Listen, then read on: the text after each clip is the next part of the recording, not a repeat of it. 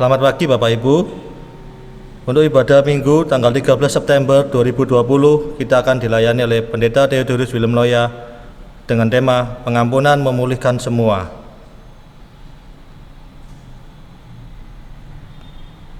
Sebelum memasuki ibadah online, kita saat hening sejenak.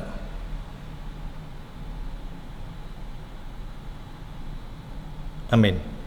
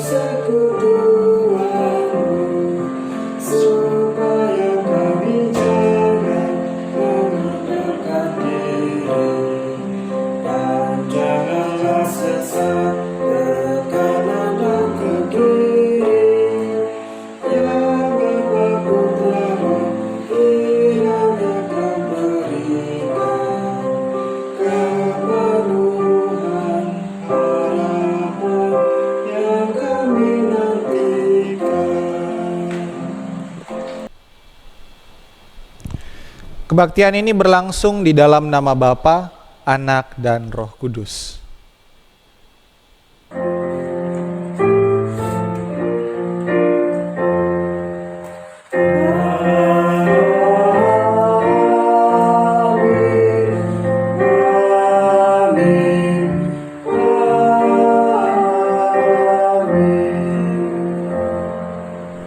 Kasih karunia Tuhan Yesus Kristus dan kasih Allah dan persekutuan Roh Kudus menyertai saudara sekalian.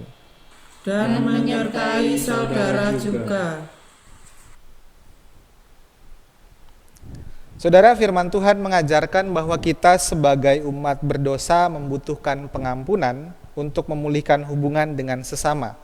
Dan Tuhan juga menolong dan mendorong kita untuk memberikan pengampunan sebagai cerminan kasih-Nya.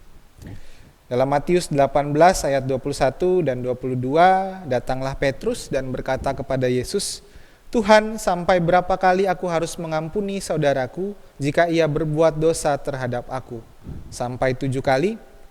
Yesus berkata kepadanya, "Bukan, aku berkata kepadamu, bukan sampai 7 kali, melainkan sampai 70 kali 7 kali."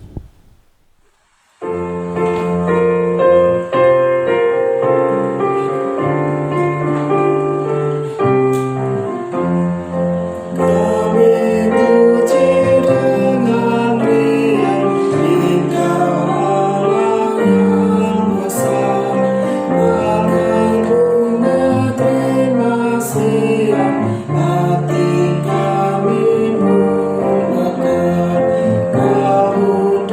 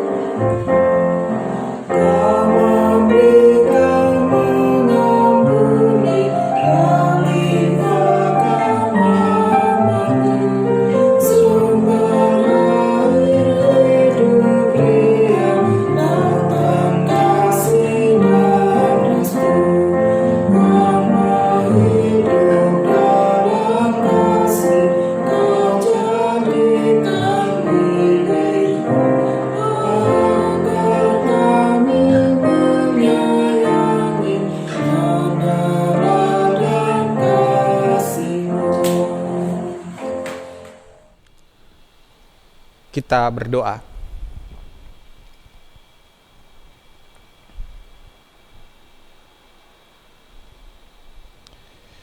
Ya Tuhan, kami datang kepadamu dan merenungkan segala kesalahan kami di hadapan-Mu. Segala dosa yang melingkupi kehidupan kami, baik melalui perkataan, perbuatan, maupun pikiran kami, baik melalui apa yang kami lakukan maupun apa yang kami lalaikan. Karena itu kami datang kepadamu, mengaku kesalahan kami dan memohon kasihanilah kami ya Tuhan. Curahkanlah rahmat-Mu sehingga kami dapat hidup di dalam terang-Mu dan memancarkan terang kasih-Mu itu kepada sesama kami. Amin.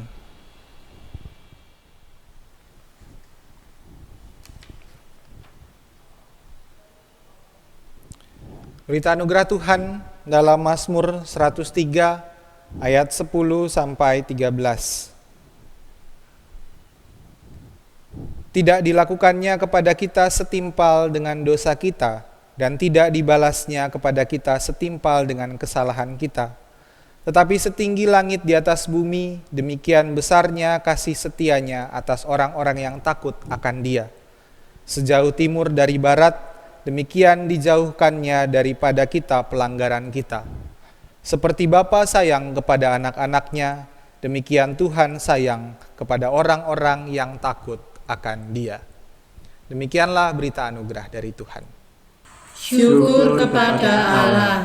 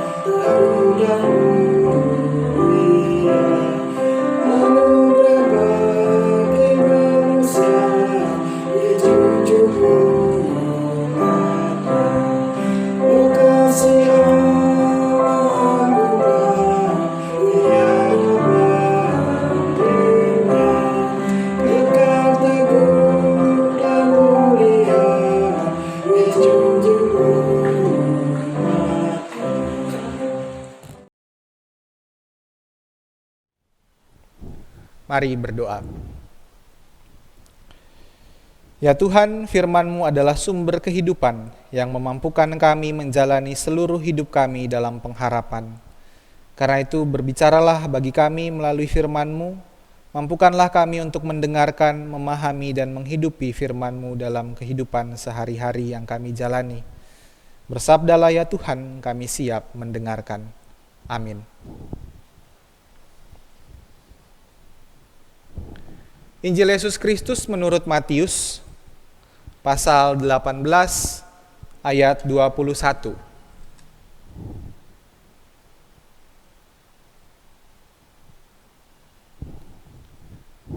Kemudian datanglah Petrus dan berkata kepada Yesus, Tuhan, sampai berapa kali aku harus mengampuni saudaraku jika ia berbuat dosa terhadap aku? Sampai 7 kali? Yesus berkata kepadanya, bukan, aku berkata kepadamu, bukan sampai 7 kali, melainkan sampai 70 kali 7 kali. Sebab hal kerajaan surga seumpama seorang raja yang hendak mengadakan perhitungan dengan hamba-hambanya. Setelah ia mulai mengadakan perhitungan itu, dihadapkanlah kepadanya seorang yang berhutang 10.000 talenta. Tetapi karena orang itu tidak mampu melunaskan hutangnya, raja itu memerintahkan supaya ia dijual beserta anak istrinya dan segala miliknya untuk pembayar hutangnya. Maka sujudlah hamba itu menyembah dia, katanya, "Sabarlah dahulu, segala hutangku akan kulunaskan."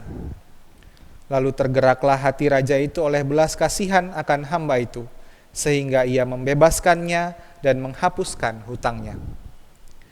Tetapi ketika hamba itu keluar, ia bertemu dengan seorang hamba lain yang berutang 100 dinar kepadanya.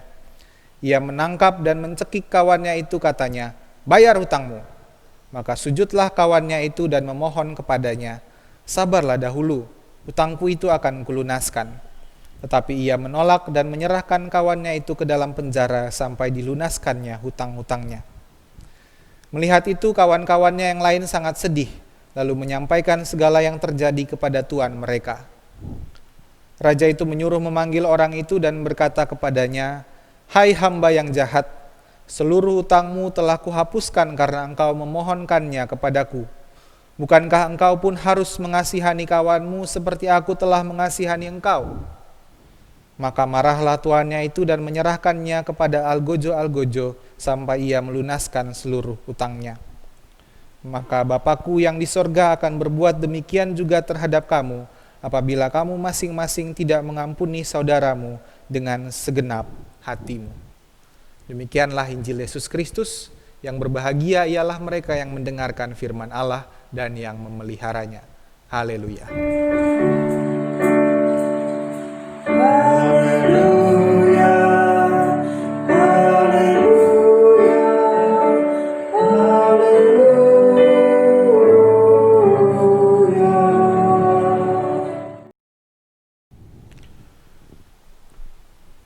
Selamat hari Minggu Bapak Ibu Saudara. Ya, bagaimana keadaan kita? Apakah saat ini kita bergembira, berbahagia, atau justru kita sedang gelisah, kita sedang sakit hati nih? Nah, Bapak Ibu, kita mungkin pernah sakit hati. Tapi apakah kita sudah mengampuni orang yang membuat kita sakit hati? Rasanya susah ya kalau kita disakiti oleh orang lain, apalagi yang menyakiti adalah sahabat kita yang dekat. Mungkin kita masih menyimpan dendam, atau kita malah berdalih harusnya dia yang minta maaf, orang dia yang salah. Atau kita juga berpikir bahwa saya sudah memaafkan dia, tapi saya masih sakit hati kalau ketemu dia. Saya nggak mau ketemu dia lagi. Bapak Ibu Saudara, hari ini firman Tuhan mau mengajak kita untuk mengampuni orang lain. Nah, saya mau mengajak kita untuk belajar dari seorang tokoh, Nelson Mandela. Bapak Ibu Saudara sudah mengenal dia, tahu dia adalah seorang tokoh Afrika Selatan berkulit hitam. Dia orang kulit hitam pertama di Afrika Selatan yang menjadi presiden. Dia menjadi presiden dalam sebuah pemilu multiras pertama yang dilakukan di Afrika Selatan. Sebelumnya Afrika Selatan hanya memiliki presiden orang-orang berkulit putih. Bayangkan negara di Afrika tapi dipimpin oleh presiden yang berkulit putih. Nah, pemerintahan dari Nelson Mandela ini berfokus pada penghapusan politik apartheid. Ya, memang sebelum masa Mandela politik apartheid dilakukan di Afrika Selatan, memisahkan warna kulit hitam, warna kulit putih, dan yang berwarna lainnya. Lalu peran Nelson Mandela di sini selain memberantas rasisme, dia juga memberantas kemiskinan dan kesenjangan, lalu mendorong terjadinya rekonsiliasi rasial antara orang kulit hitam dan kulit putih. Nah, saat menjadi presiden dia tidak pernah melakukan pembalasan terhadap orang kulit putih yang telah bertindak semena-mena terhadap orang kulit hitam. Ia justru merangkul orang-orang yang dianggap sebagai musuh-musuh politiknya itu. Mandela mengajak rakyatnya untuk memaafkan apa yang terjadi di masa lalu. Untuk berdamai dengan masa lalu, tapi tidak harus melupakannya. Forgive but not forget. Nah, kebesaran hati Mandela itu membuat Afrika Selatan terhindar dari perang rasial, dari konflik atau kerusuhan. Karena rekonsiliasi yang ia bangun membuat atau mengajak seluruh warga Afrika Selatan itu untuk sama-sama membangun negeri mereka, bukan untuk membalas dendam. Mentang-mentang Mandela kulit hitam, dulu orang kulit hitam ditindas, sekarang ketika dia jadi presiden lalu dia membasmi orang-orang kulit putih. Tidak, bukan politik seperti itu yang dia lakukan, tetapi pengampunan. Nah, hal yang paling Mandela sesali karena dia tidak sempat melakukannya adalah ketika dia keluar dari penjara, dia lupa mohon pamit sama seorang sipir kulit putih yang hampir setiap hari melecehkannya. Jadi ia pernah digantung dengan kepala terbalik, kepalanya dibalik. Lalu sipir penjara ini datang, mengencingi kepalanya Mandela.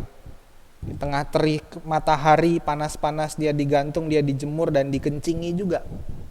Itu sebuah tindakan penghinaan. Kehormatan Mandela dijatuhkan betul-betul. Nah, dalam acara pelantikannya sebagai presiden, Mandela kemudian mengundang sipir tersebut sebagai tamu kehormatan. Wah, ini sipirnya pasti udah takut dong, waduh matilah. Ini presiden yang manggil, mau diapain lagi, dulu saya berbuat hal yang gak baik sama dia, aduh udahlah.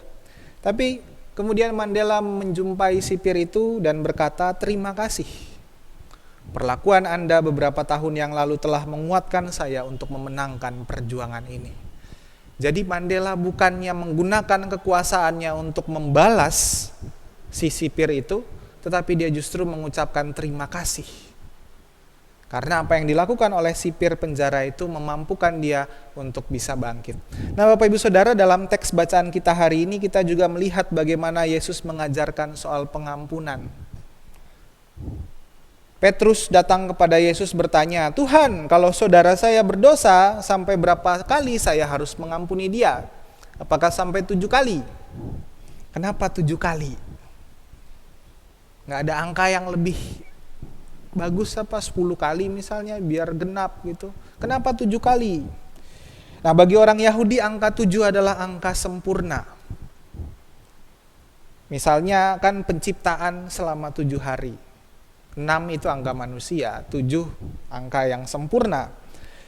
Hari ke-7 hari yang sempurna. Jadi kalau sudah mengampuni sampai 7 kali, orang Yahudi merasa bahwa itu sudah sempurna. Bagi Petrus dan orang-orang Yahudi lainnya sudah mentok nih, sudah 7 kali. Saya mengampuni 7 kali. Bagi Petrus pengampunan itu ada batasnya. Sekali, 2 kali mengampuni saja sudah berat ya, apalagi sampai 7 kali. Dan bagi Petrus, bagi orang Yahudi lainnya itu sebuah prestasi. Itu kesempurnaan. Angka 7 melambangkan kesempurnaan, jadi mengampuni 7 kali itu sudah sempurna menurut mereka. Tetapi apa jawab Yesus? Yesus bilang bukan 7 kali, tetapi 70 kali 7 kali. Silakan hitung sendiri, yaitu 490 kali. Oh, berarti kita harus mengampuni sampai 490 kali. Jangan dihitung Bapak Ibu Saudara. Jangan karena ini kita lalu ngitung, wah hari ini saya sudah mengampuni sekali, besok sekali. Ya dalam 2 tahun gak nyampe pun udah selesai gitu. Masalahnya, Petrus walaupun dia bertanya tentang angka, Yesus gak menjawab soal angka, soal berapa banyak. Yesus tidak memaksudkan 70 kali 7 kali itu soal berapa banyak. Yesus hanya membalikkan pertanyaan Petrus soal 7 kali yang dijawab dengan 7 kali 70 kali 7 kali itu bukan mau melipat gandakan angkanya supaya lebih banyak. Tapi yang Yesus mau bilang di sini, sesering apapun kita disakiti, sesering apapun saudara kita melakukan kesalahan terhadap kita, sesering itu jugalah kita mengampuni. Jadi bukan soal berapa banyak, bukan soal batasannya sampai berapa kali, tetapi mengampuni setiap kali kita disakiti. Mengampuni tidak pilih-pilih, kesalahan ini bisalah diampuni, kesalahan itu ya gak bisa diampuni. Mengampuni adalah mengampuni. Tapi mungkin ada yang bilang begini, iya sih memang Yesus mengajarkan kita untuk mengampuni orang yang menyakiti kita. Tapi bagaimana saya mengampuni kalau saya selalu ingat kesalahannya? Kalau saya nggak bisa melupakan dia, tiap lihat mukanya saya selalu ingat, wah ini orang ini, aduh. Bagaimana saya mau mengampuni kalau saya tidak bisa melupakannya? Nah ini salahnya Bapak Ibu. Mengampuni bukanlah melupakan. Kita ingat Nelson Mandela tadi, mengampuni bukan melupakan. Forgive is not forget. Ada permainan kata dalam bahasa Inggrisnya. Bahasa Inggrisnya mengampuni, forgive. Bahasa Inggrisnya melupakan, forget. Give dan get adalah dua kata yang berlawanan. Give itu memberi, merelakan, melepaskan artinya. Kalau get, mengambil, mendapatkan. Itu dua hal yang berlawanan, bertentangan. Maksudnya ketika kita forgive, kita merelakan yang terjadi. Kita melepaskan, bukan kita malah mengambil hak kita untuk membalas. Forgive adalah lawan dari forget. Karena forgive itu berarti adalah remember. Lawannya forget, mengingat. Remember dari kata kembali, dan member, anggota. Jadi remember artinya kembali menjadi anggota. Dengan mengingat kita kembali menjadi anggota persekutuan. Kita merangkul orang, kita merangkul sesama kita sehingga persekutuan kita tetap terjalin. Itulah mengampuni. Bukannya melupakan, tetapi mengingat. Nah kita belajar dari Mandela. Dia tidak melupakan kejadian buruk waktu ia di penjara. Ia justru mengingat. Tetapi dengan mengingat, ia mengampuni sipir penjara itu dan menjalin relasi yang baik dengannya. Dia tidak melupakan itu, tetapi dia menjadikan itu sebagai sebuah memori yang mendorong dia untuk berdamai. Nah, seorang rekan Mandela dalam perjuangan anti-apartheid di Afrika Selatan, namanya Uskup Desmond Tutu, Uskup Gereja Episkopal Afrika Selatan, dia juga menerapkan prinsip pengampunan yang sama dengan Mandela. Ia berkata bahwa mengampuni bukanlah melupakan. Ia sebenarnya mengingat. Mengingat bukan untuk menggunakan hak membalas. Itu adalah kesempatan untuk awal yang baru. Dan mengingat itu sangat penting, terutama jika kita tidak ingin mengulang yang pernah terjadi. Saudara, melupakan membuat kita tidak belajar dari pengalaman. Ketika ada kejadian, kesalahan di masa lalu kita lupakan, maka kita nggak belajar dari kesalahan. Mengampuni adalah mengingat. Dan mengingat di sini bukan berarti kita mengingat-ingat kesalahan untuk membalas dendam, untuk menumpuk-numpuk itu menjadi sebuah bom waktu yang bisa meledak kapan saja, tapi untuk belajar supaya itu tidak lagi terjadi. Karena manusia adalah makhluk yang mengingat. Manusia punya memori. Sekeras apapun kita melupakan, maka dia akan terus teringat dalam memori kita. Kecuali kita hilang ingatan. Nah, mengingat juga memperbaiki hubungan, baik orang yang disakiti maupun yang menyakiti.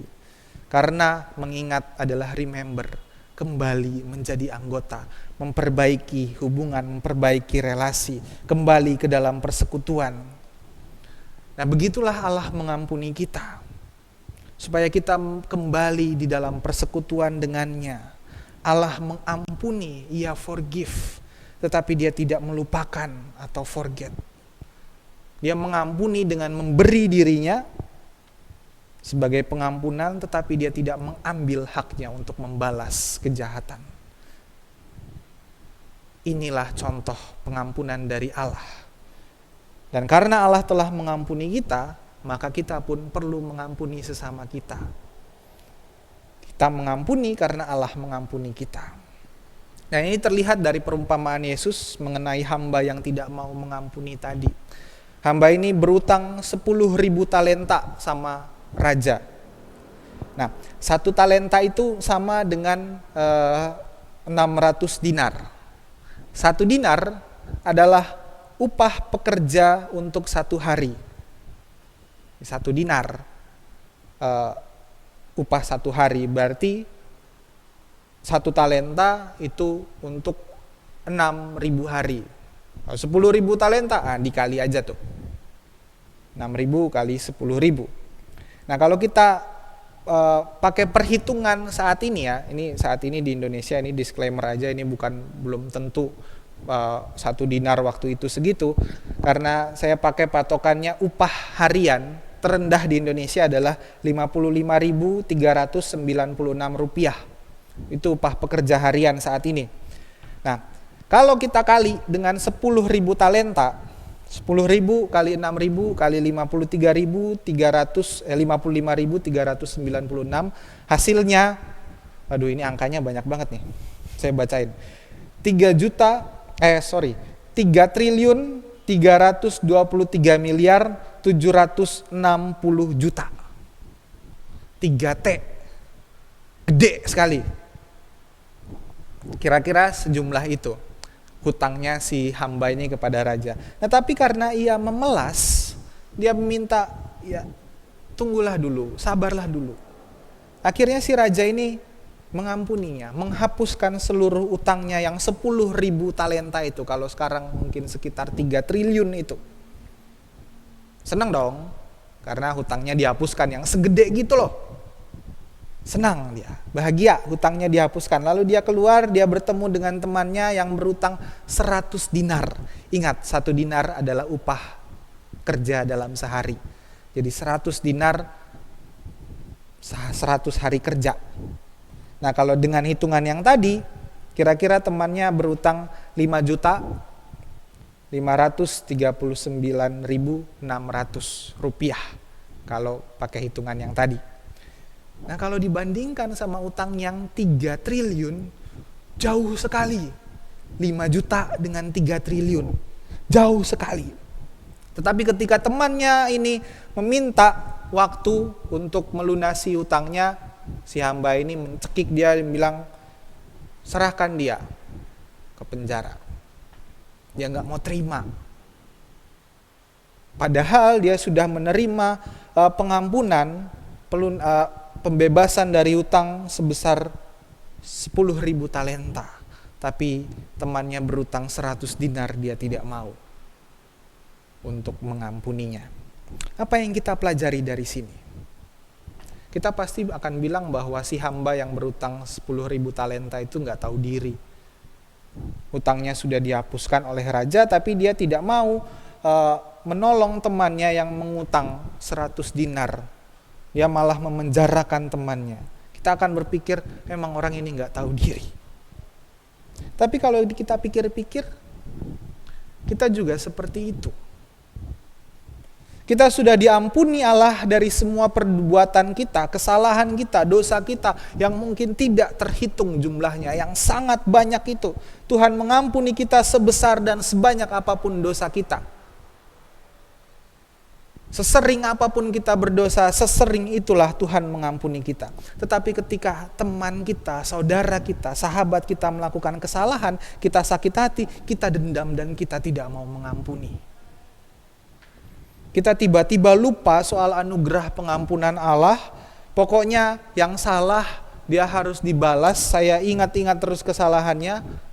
Memang kita makhluk yang mengingat, tapi itu dijadikan senjata untuk membalas. Kita tidak mau mengampuni sekalipun dia sudah minta maaf. Kita masih dendam, makan tuh maaf. Kita tiba-tiba lupa kalau semua kesalahan kita telah diampuni oleh Tuhan. Atau bahkan ya udahlah saya maafin aja, tapi hatinya masih menyimpan dendam. Itu kan yang mungkin sering terjadi dalam hidup kita. Kita tidak bersedia mengampuni sesama kita. Bapak Ibu Saudara, pengampunan memang tidak menghapus luka. Mengampuni bukan berarti membuat luka kita hilang. Bekas luka itu masih tetap ada. Ibarat seorang yang kakinya ketusuk paku, lalu paku itu dicabut dari kakinya, lukanya masih ada, bahkan akan ada bekasnya sampai kapanpun. Tapi ketika duri itu atau paku itu dicabut dari kaki, rasanya melegakan sekali. Bayangkan kalau kaki kita ketusuk paku, terus pakunya kita biarin aja terus di situ kan, entah nanti jadi infeksi, jadi busuk, amputasi, buang kakinya. Tapi ketika paku itu dicabut, aduh rasanya enak, lega, walaupun luka itu tetap ada. Dan dia akan sembuh pelan-pelan, dan bekasnya juga tetap ada. Dan di situ justru kita belajar, kita mengingat bahwa saya nggak mau sembarangan lagi sama benda-benda tajam yang paku dan sebagainya. Nah, begitulah pengampunan yang tulus. Kita tidak mungkin melupakan pengalaman menyakitkan yang pernah kita alami. Karena mengampuni memang bukan melupakan. Tetapi kita tidak harus memikul beban karena dendam dan sakit hati.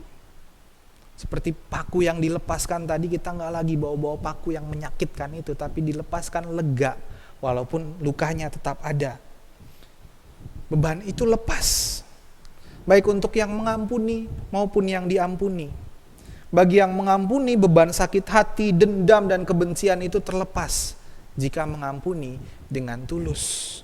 Bagi yang diampuni, rasa bersalah, rasa takut itu juga lepas. Dan kedua orang ini akan kembali berelasi dengan baik jika kita mengampuni dengan tulus. Bukan dengan melupakan, tetapi dengan terus mengingat dan belajar bahwa kesalahan itu akan menjadi pelajaran yang berharga. Seperti luka, kita nggak akan hilang, tetapi dengan mengingat luka itu, melihat luka itu menjadi sebuah pelajaran berharga bagi kita. Dengan mengampuni, bukan dengan melupakan, kita belajar agar kesalahan yang sama tidak lagi terulang, dan kita pun dapat kembali dalam relasi persekutuan yang harmonis dengan sesama. Ingat, Tuhan telah lebih dulu mengampuni kita. Marilah kita pun hidup dalam pengampunan dan damai sejahtera. Tuhan menyertai kita. Amin.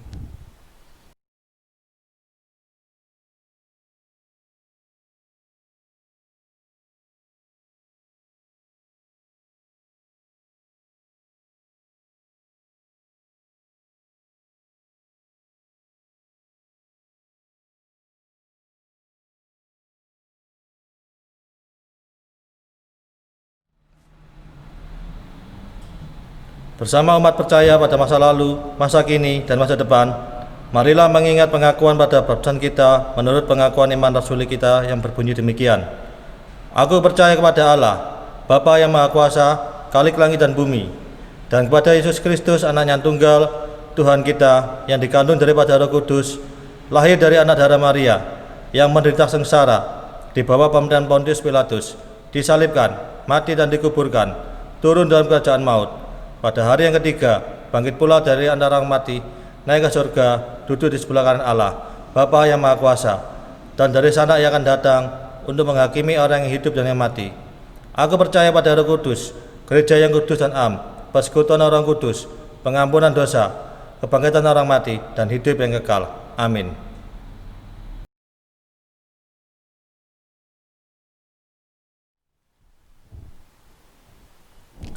Kita berdoa.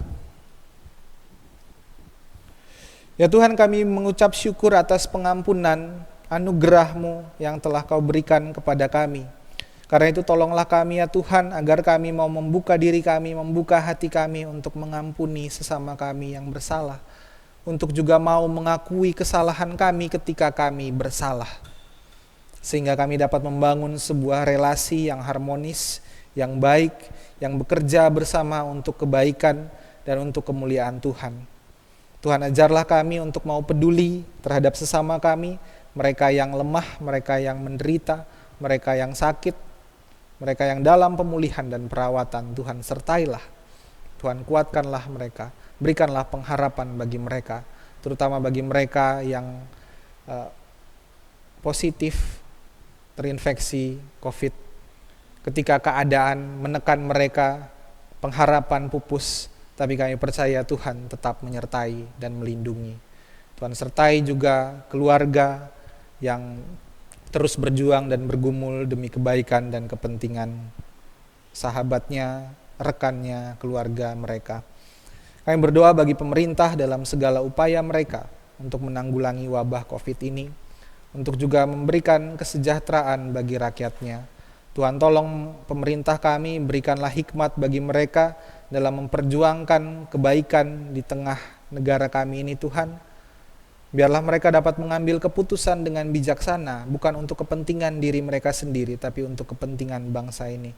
Bukan untuk kepentingan sekelompok pihak, tapi untuk kepentingan semua pihak dan demi kesejahteraan negara kami. Terutama ketika mereka harus berjuang untuk pemulihan dari keadaan pandemi ini. Tuhan sertai juga sesama kami, anggota dari masyarakat kami yang terdampak secara ekonomi, sosial maupun psikologis dari pandemi ini. Tolonglah mereka ya Tuhan dengan kasih-Mu, juga dengan berbagai cara yang Tuhan lakukan, termasuk melalui kami yang mau peduli, yang mau menolong sesama kami dengan apa yang kami miliki. Tuhan, tolonglah kami juga untuk peduli dengan keadaan yang terjadi di tengah dunia ini, segala penderitaan yang dialami sesama kami. Biarlah kami dapat terus peduli dan berbagi, sehingga karya kami sebagai gereja di tengah dunia ini dapat berdampak bagi sesama. Tuhan sertai segala kegiatan kami sebagai gereja dalam kami melakukan ibadah kami, kegiatan kami, baik yang secara tidak bertatap muka yang kami lakukan ini, karena kami masih terus berusaha untuk memperjuangkan kehidupan. Segala perencanaan kami juga untuk membuka kembali ibadah di gedung gereja, Tuhan sertailah, Tuhan berkatilah, sehingga segala apa yang kami lakukan dapat berdampak bagi jemaat-Mu dan juga bagi sesama kami.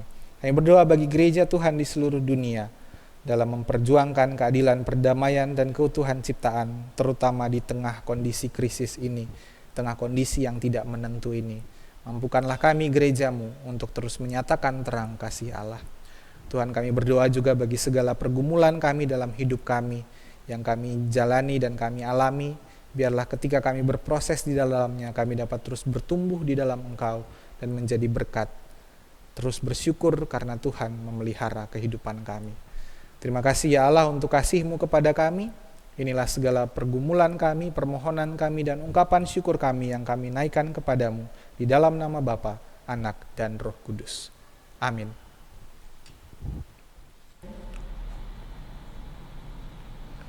Sekarang tiba waktunya untuk kita memberikan persembahan. Persembahan untuk kas gereja, Bapak Ibu bisa memberikan melalui transfer ke rekening BCA atas nama GKI Rungkut Asri atau melalui kode QR. Persembahan untuk pembangunan, Bapak Ibu bisa memberikan melalui transfer ke rekening Bank Mandiri. Persembahan tunai, jika Bapak Ibu ingin memberikan dalam bentuk amplop tertutup dan dimasukkan ke kotak persembahan, atau Bapak Ibu bisa memberitahukan ke kantor gereja untuk mengambil persembahan dalam amplop tertutup. Mari bersyukur kepada Tuhan dengan memberikan persembahan. Ingatlah, firman Tuhan berkata, hendaklah masing-masing memberikan menurut kerelaan hatinya, jangan sedih hati atau kepaksaan, sebab Allah mengasihi orang yang memberi dengan sukacita. 2 Korintus 9 ayat 7.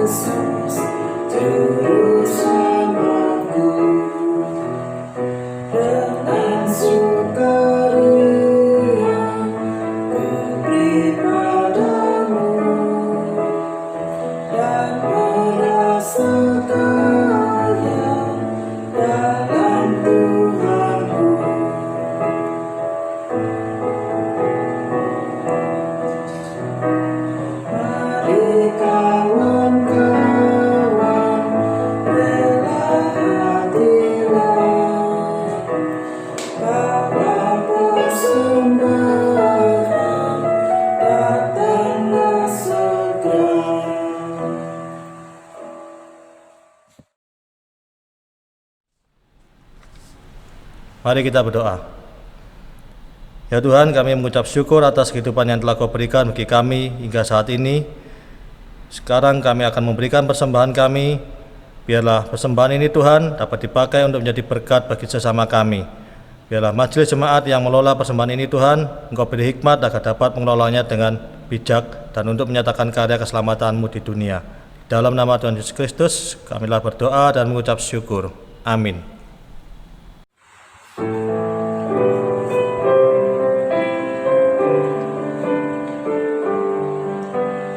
Di jalan hidup yang lebar sempit, orang sedih menerang.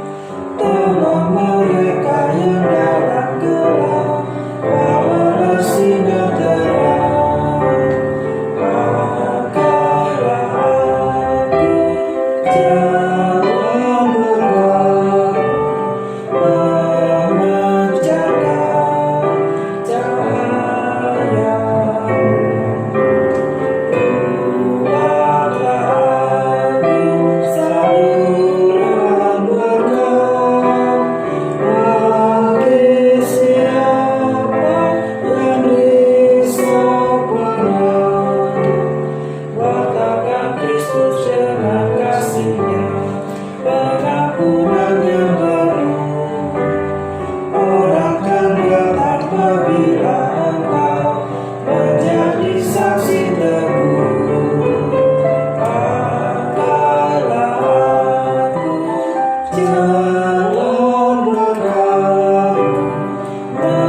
memancarkan cahaya.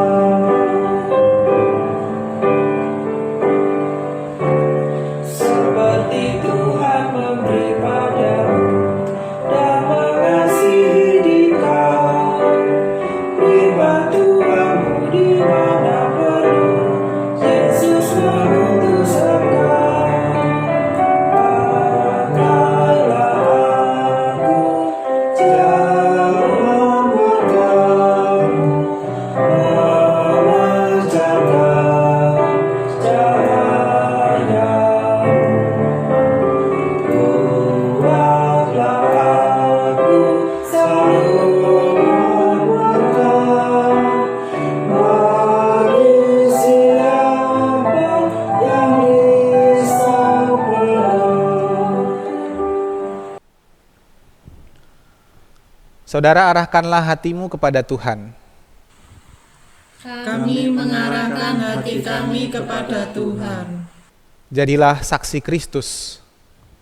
Syukur kepada Allah Terpujilah Allah Bapa, Anak, dan Roh Kudus. yang tidak pernah memisahkan kita dari kasih-Nya sekarang dan selamanya.